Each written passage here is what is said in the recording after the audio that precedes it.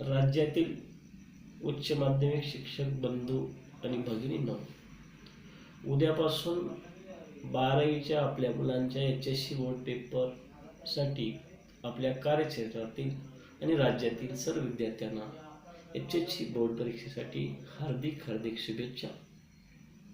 हा शुभेच्छा देत असताना एक अतिशय मोठा निर्णय आमच्या शिक्षक बांधवांच्या वतीनं घ्यावा लागतो.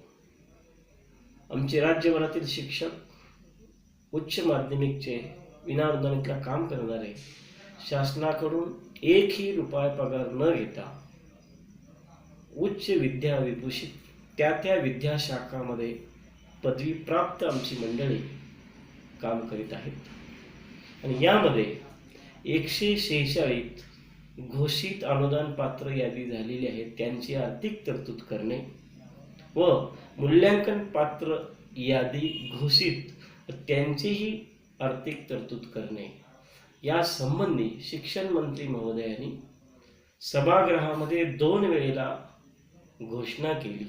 त्याचं लिखित निवेदनही बाहेर पडलं. मुख्यमंत्र्यांनी पत्र दिली.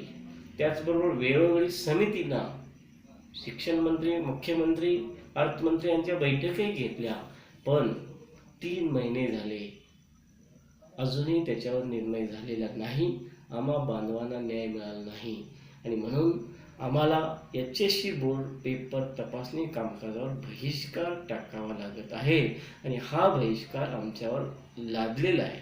आणि म्हणून आमचे शिक्षक, प्रत्येक जिल्ह्यातले आमचे जिल्हा अध्यक्ष, त्या जिल्ह्यातील जिल्हाधिकारी व शिक्षणाधिकाऱ्यांना तसेच विभागातील विभागाध्यक्ष हे विभागीय मंडळाला व शिक्षण उपसंचालकाला आणि राज्यासाठी पुणे विभागातील विभागाध्यक्ष, पुणे विभाग व राज्य बोर्डाला HSC बोर्ड पेपर तपासणी बहिष्कारासंबंधी निवेदन देतील.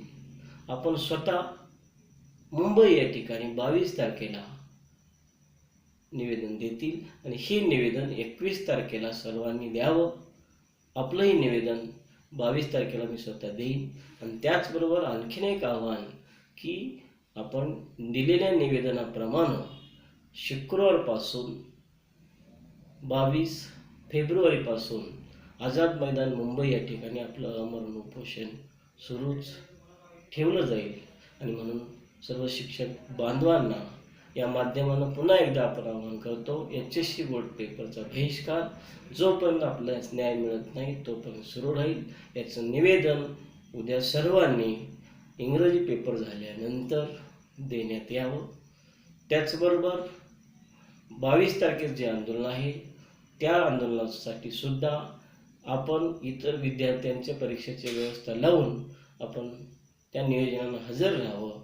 या दोन्ही कार्यक्रमामध्ये आपण सर्वांनी सहभागी व्हाल आणि ही आंदोलन आपल्यावर लादलेली आहेत आणि आपण आता न्याय मिळाल्याशिवाय ह्यातले कोणतंही आंदोलन थांबवायचं नाही. सर्वांनी यामध्ये सहभागी व्हावं असं सर्वांना मी आवाहन करतो. धन्यवाद.